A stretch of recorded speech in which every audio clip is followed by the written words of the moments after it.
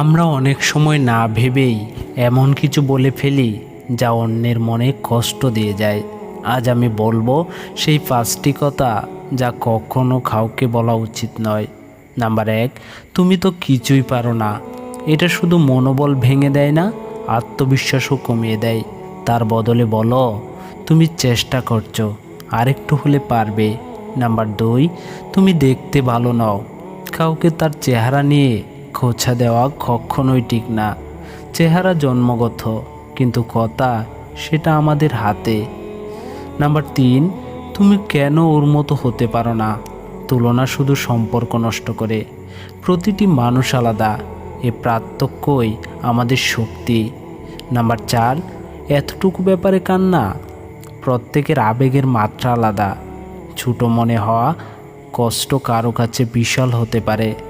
এবং নাম্বার 5, তোমার স্বপ্ন অসম্ভব। একটা বাক্য অনেক স্বপ্ন মেরে ফেলতে পারে।